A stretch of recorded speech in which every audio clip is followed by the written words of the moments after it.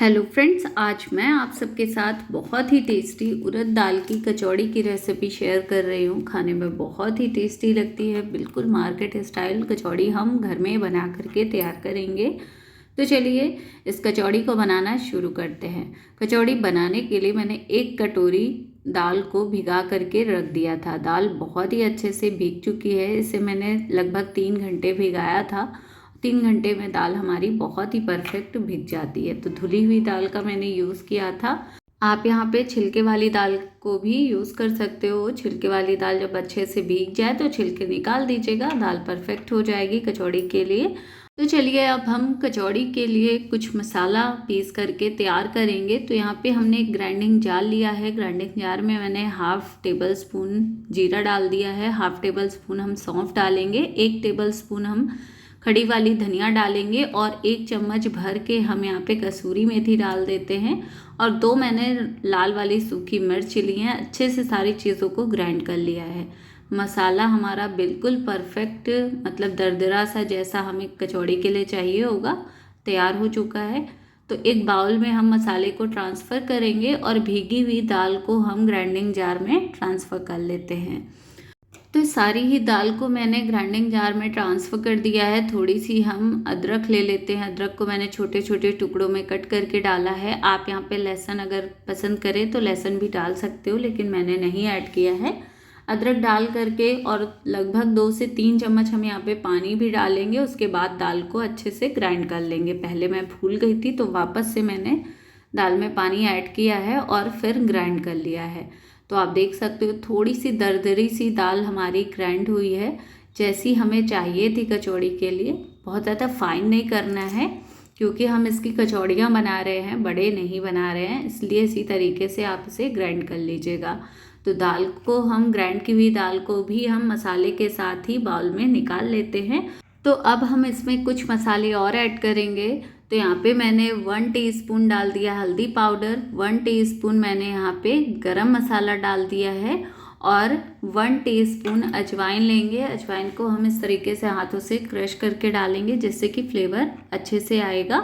और थोड़ी सी 1/4 टीस्पून हम यहाँ पे हींग डालेंगे और 1 टीस्पून हम चाट मसाला डाल देते हैं। टेस्ट के अकॉर्डिंग नमक डाल देते हैं और 2 टेबल स्पून हम यहाँ पे सूजी डालेंगे। सूजी डालना बिल्कुल ऑप्शनल है, लेकिन जब आप अगर आप सूजी डालेंगे ना तो आपकी जो कचौड़ियाँ हैं वो बहुत ही ज़्यादा खस्ता और क्रिस्पी बन करके तैयार होंगी।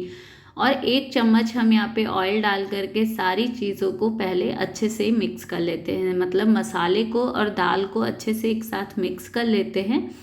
तो दाल को मैंने अच्छे से मिक्स कर लिया है। अब इसे हम लगभग 10 मिनट के लिए रेस्ट में रखेंगे जिससे कि सूजी अच्छे से फूल जाए। तो 10 मिनट हो चुके हैं। चलिए अब हम आगे के प्रोसेस को स्टार्ट करते हैं। तो यहाँ पे मैं चम्मच को निकाल देती हूँ और एक मतलब कप मैंने ले लिया है गेहूं का आटा।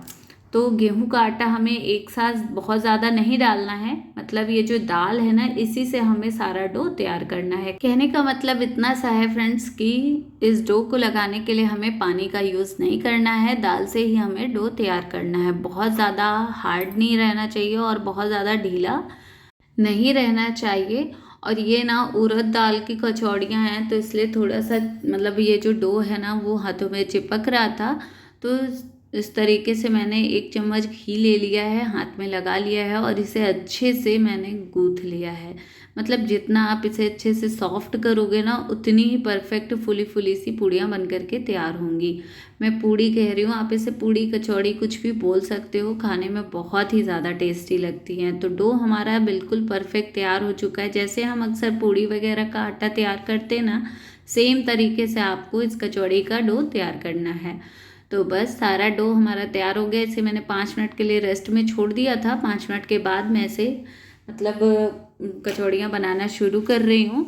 तो मैंने लगभग 4 से 5 लोई तैयार कर ली हैं एक साथ।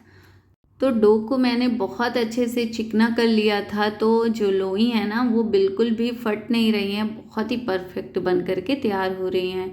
और अब इसे बेलना शुरू करते हैं। तो बेलने के लिए हमें घी या ऑयल लगा करके ही बेलना है। बिल्कुल भी आटे का यूज़ नहीं करना है। मतलब सूखे आटे को लगा करके हमें इसे नहीं बेलना है।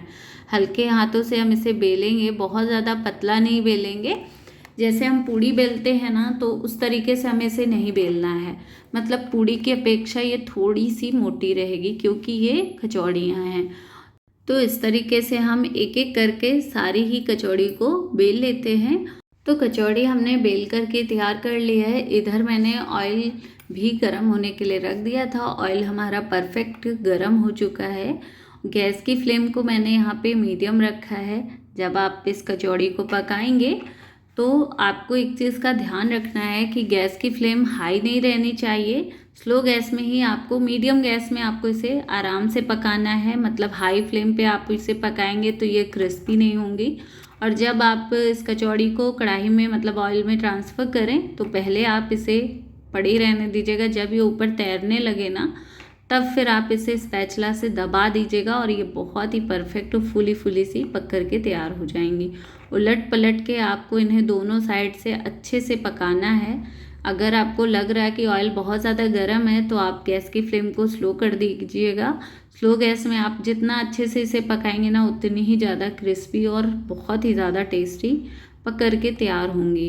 तो यहाँ पे मैं एक एक करके सारी कचौड़ियों को इसी तरीके से फ्राई कर लेती हूँ। बहुत ही ज़्यादा क्रिस्पी हमारी ये कचौड़ियाँ तैयार हो रही हैं। तो फ्रेंड्स, आप देख सकते हो बहुत ही टेस्टी और बहुत ही ज़्यादा लाजवाब सी हमारी फूली फूली सी कचौड़ियाँ उड़द दाल की तैयार हो चुकी हैं। खाने में बहुत ही टेस्टी हैं। आपको मेरी आज की वीडियो कैसी लगी कमेंट में ज़रूर बताएं। वीडियो अगर पसंद आएगी तो लाइक में